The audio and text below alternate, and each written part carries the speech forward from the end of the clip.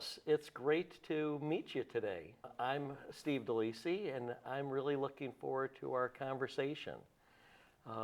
Maybe to start, could you just do a quick introduction? What brings you to the TNT program, and a little bit about what you do in your career? I am from Truckee, California. I'm Latino, bilingual, speak Spanish and English, and always wanted to do something in healthcare because there are so many language barriers. Very much so, yes. Things of that sort. Yes. And I decided to go to PA school, and I've been practicing in Reno. Okay. And in Reno, Nevada, it's a city, but we do have many resources that are missing. And so when we were told about the fellowship, the program that we have going on here, Yes. it seemed like it could possibly fill in some of those gaps Oh, wonderful. that we're missing. Fantastic. Now, we did get to briefly meet actually at breakfast today, and I understood from that conversation that you started in family medicine and now have made a shift. Can you share the shift that you've made? Yeah, I started when you graduate PA school. The training is heavily in family medicine. So Okay. I graduated, my first job was family medicine, and I worked for an organization that was willing to support me in the transition to peds. For the last year, I've been doing only kiddos, 18 and under. 18 and under. Yeah. What drew you to working with the 18 and under, the kiddos? A lot of different things, but big experience is, again, that language barrier, parents not being able to communicate. So the kids always are the ones communicating, and they're there feeling sick and things of that sort. So if I can ease a little bit of that thing that they're going through, it makes me feel better. It feels really good. Yeah, I'm sure it does. Well, and that's such an important piece that you share, that oftentimes the kids who are going through some health concerns are put in the role of trying to translate when there are those language barriers. And yet the impact of this illness is throughout the whole family. And that ability to speak directly with the parents and do so in their language where they feel comfortable, where they feel safe, that has to be really rewarding. It is. It really makes it, there's crazy cases, tough cases, Yes. but because I speak the language and things of that sort, at the end of the day, it does feel super, super rewarding. Absolutely, absolutely. What do you see, so you have that capacity being bilingual, but I'm sure that through your career, you've observed how the language barrier impacts in many different ways and intersections throughout healthcare. Could you share that with us, what you've seen, and then maybe we can look at some thoughts you have for solutions? Yeah, so a lot with adults and kiddos. Trust is a big thing, right? And even being Mexican American, a lot of my patients are Mexican American. Not all of them. There's Central America. There's a lot of Latin countries. Yes, yes.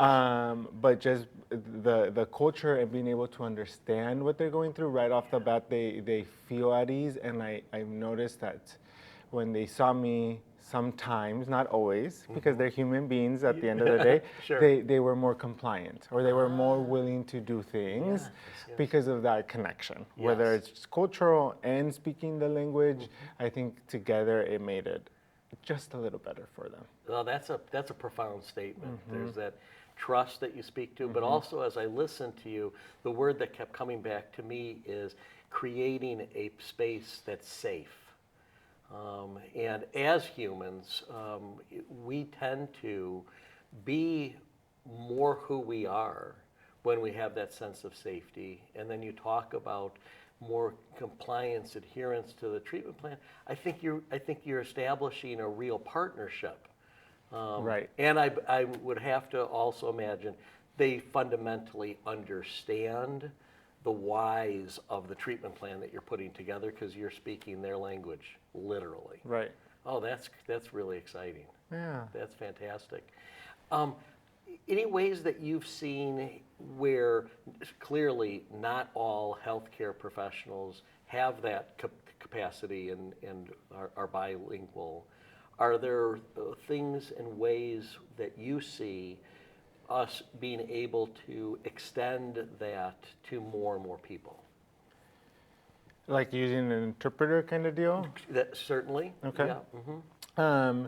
And I've seen that, and sometimes the interpreter is really good. Again, and being able to communicate with these patients, a lot of the time when they would come to me, they say, well, I'm happy that it's someone that I can speak this, because I hate having this third party situation, whether it's a tablet or a person. Yes.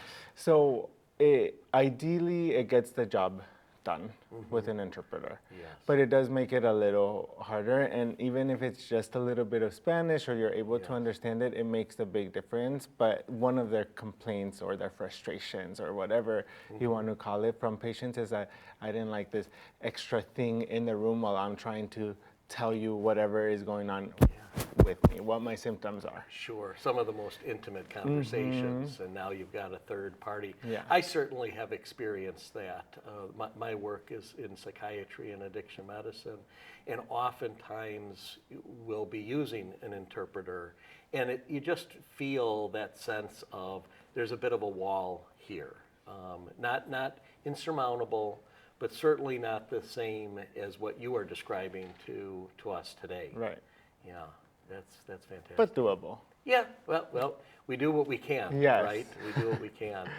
I'd like to go back to your transition from the general family practice training that you had to the shift to pediatrics and the kids.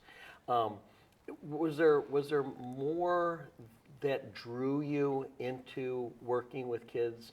Was there any life experiences that you had that you also draw upon to connect with kids?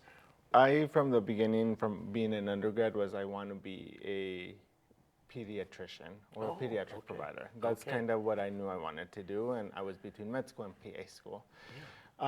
So then I decided to do PA school, and I thought that family medicine was what PAs did. Okay. Only. All right. And I was okay with that, because again, the reason that I really wanted to do medicine was the language, right? So I was like, that is super easy to do. But then I graduated and I saw that there's PAs and PEDS, and I work again for an organization that supported me. Nice. But from personal experience, when I was younger, my language was Spanish, and so was my parents. Okay. So that was my experience, and so I know what that is. Yeah. Yeah, you know it at a very personal level. Exactly. Yeah. Yeah. Oh, that's fantastic. Yeah. That's wonderful. Now, you've mentioned this supportive organization on a number of occasions. Can you tell us about the organization that you work for? Yeah. I work for Community Health Alliance. It's a federally qualified health center. Yes. So we have a lot of different resources, light programs, grants that again focus on individuals of low socioeconomic status and different barriers. We try again to meet that gap, and so again, that's kind of what I'm here for. It's people from everywhere going through it, and we have a good leadership team that makes, I think, right? Everyone's experience is a little different. As a provider, feel supported, and allows me to do a good job for my patients. That's fantastic. Yes, absolutely.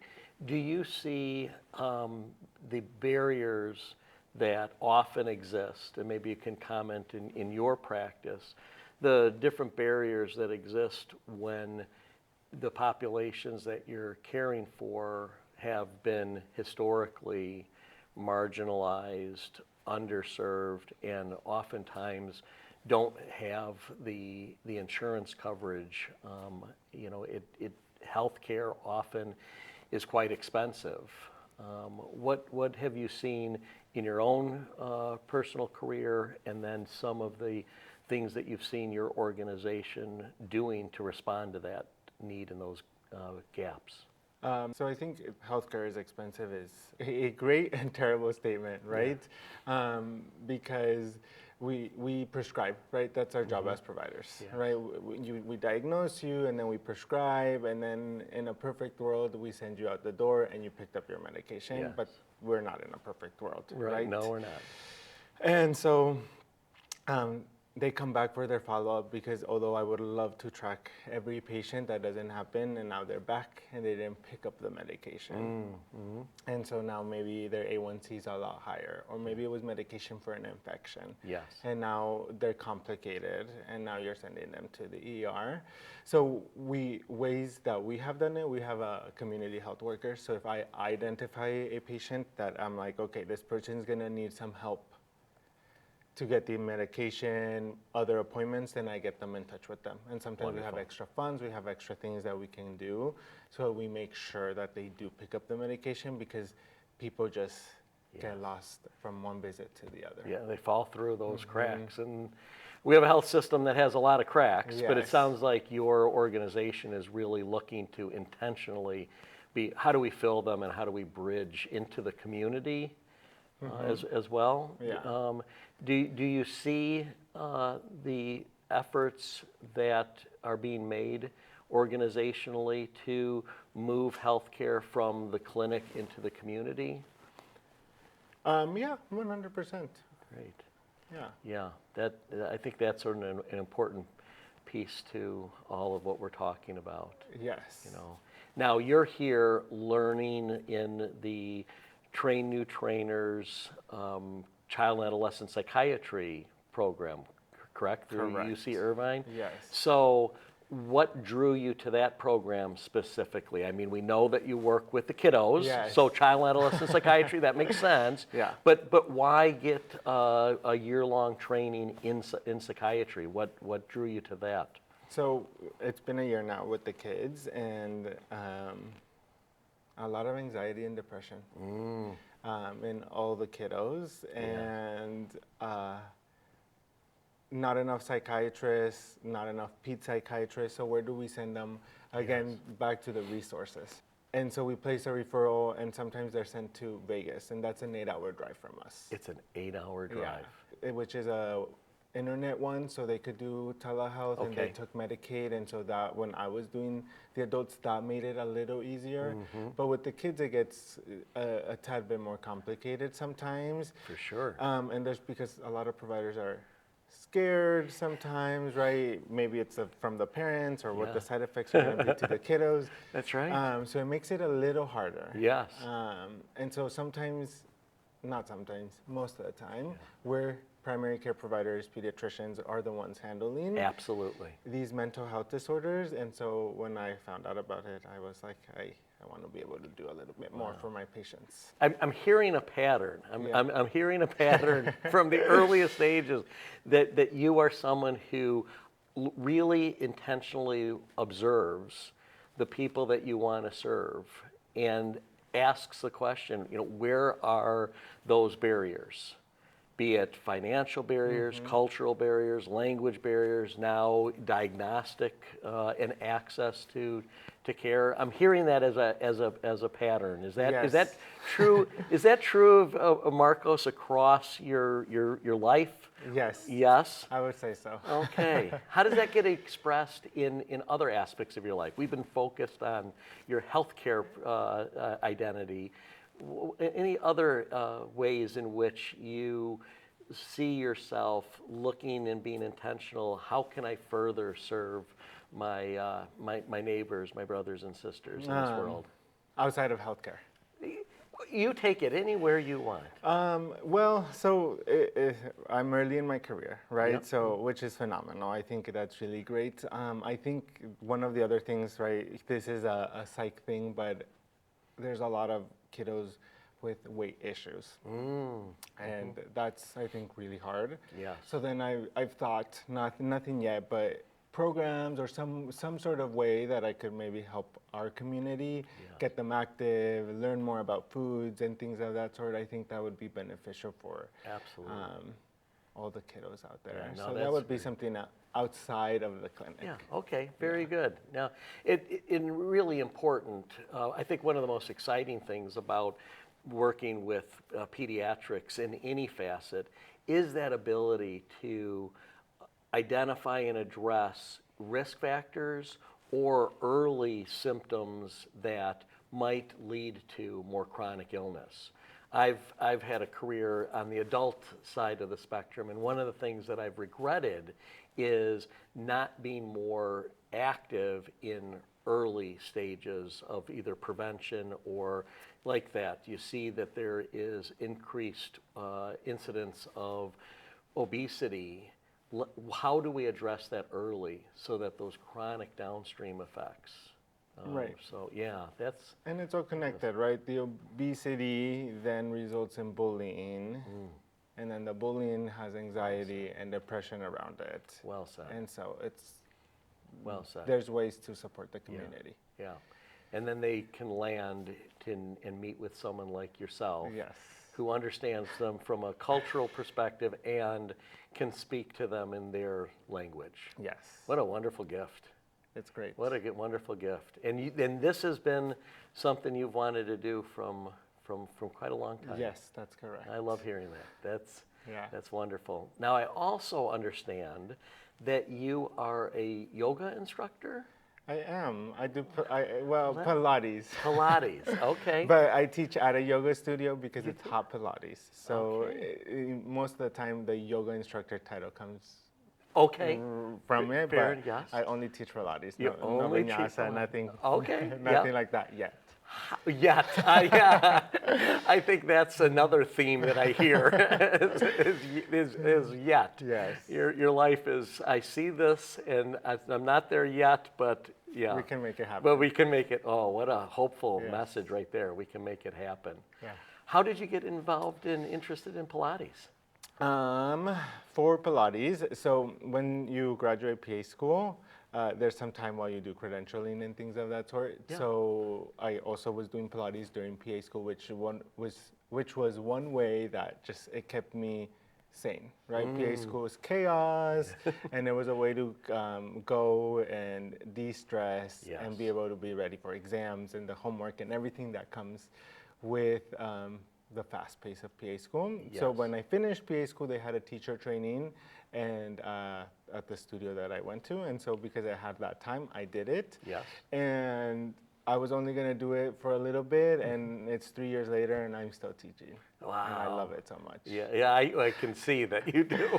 What do you love about it? What's at the core for you? Changing people's lives. Wow. Yeah. Talk to us a little bit more about that.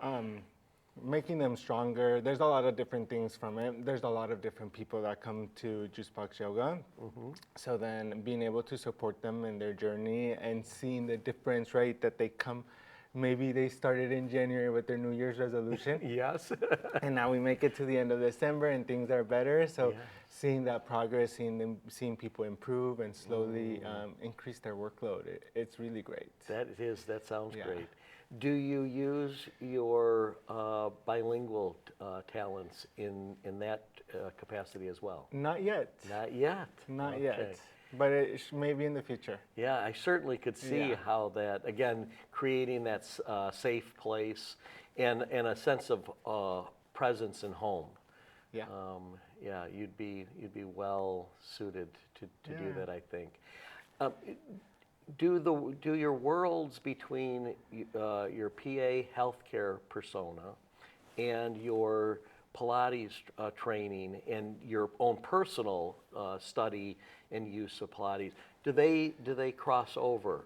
Have you used other alternative approaches to help your patients? I always recommend Pilates to my patients. Okay. But unfortunately, Pilates is trendy right now. I see. And so therefore it's expensive. Oh. And most of my patients,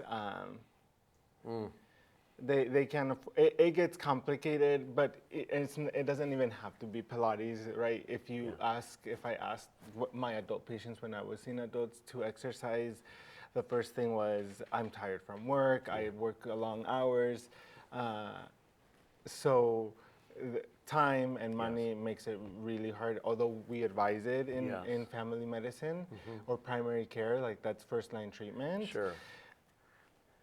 They haven't crossed over yet. Got it. Yeah. Well, you make a really good point. It can be a first line treatment and recommendation, but if it's not actually practical to be able to do it, there's your gaps and your barriers, and how do we fill those? Because if you're working 12, 13 hours a day, where do you fit that time in for Pilates? And if it's food versus Pilates class, correct.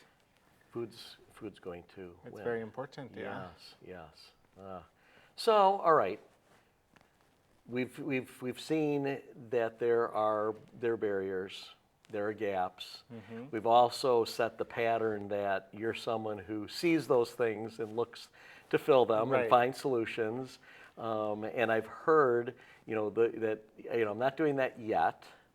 But I also have heard from you on several occasions, things are possible. So I'm going to give you a magic wand. Okay. And with that magic wand, you can have the changes that you see are most important, let's say for healthcare and for the health and well-being of the people that you are currently serving. What do you use that magic wand to do?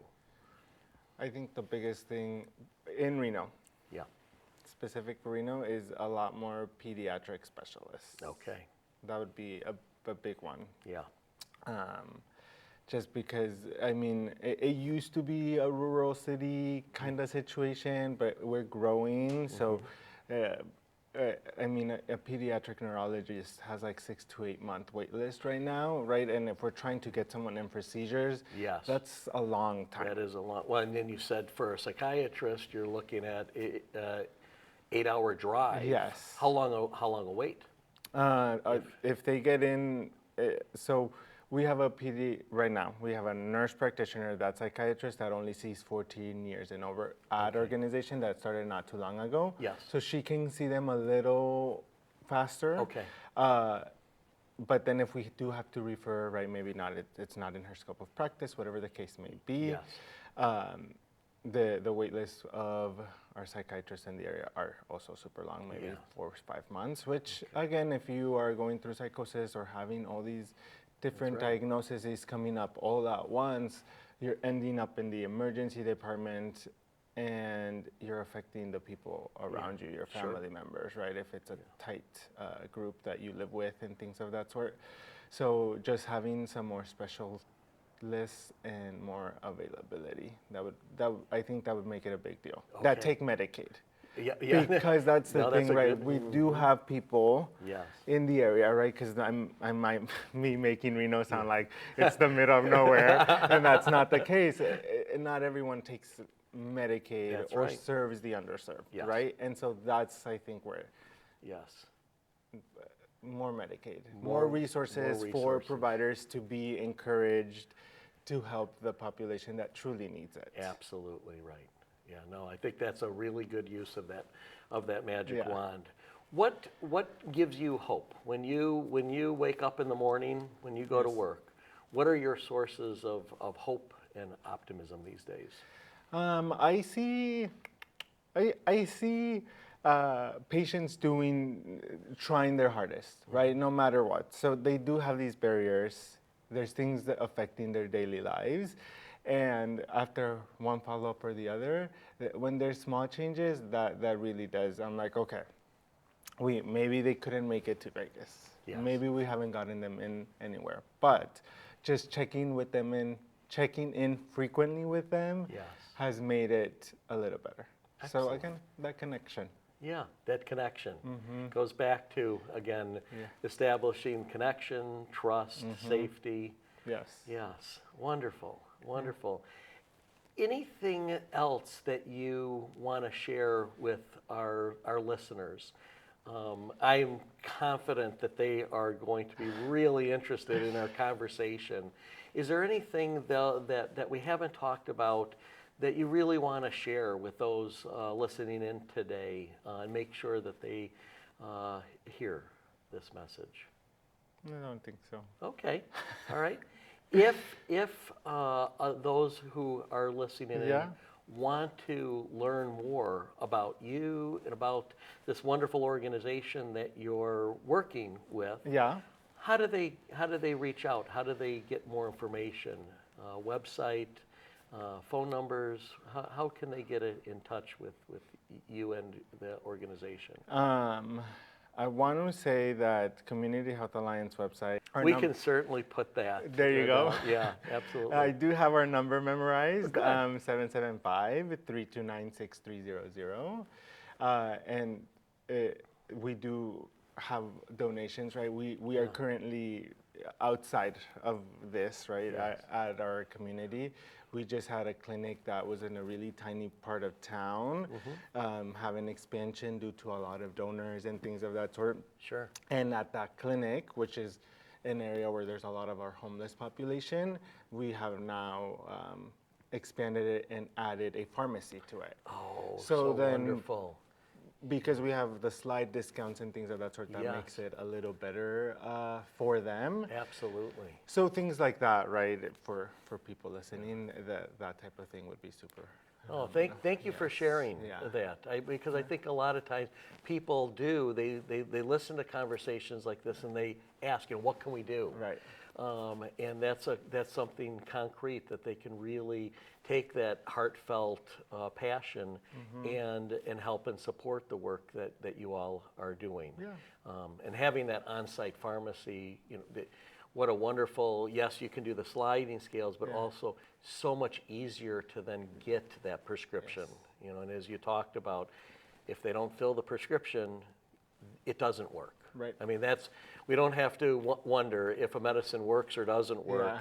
If they're not taking it, it's not going to work. Yeah. So I appreciate you sharing that Yes. for everyone. Well, Marcos, I just got to tell you, it has been a pleasure to talk with you and get to know you a little bit more. And I want to thank you for truly being a light in this world.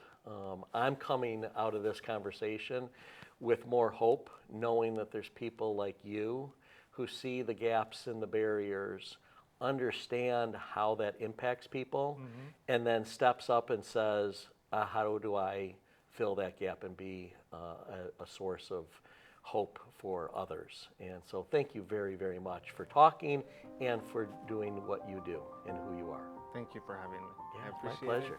it. My pleasure. Thank you. Yeah.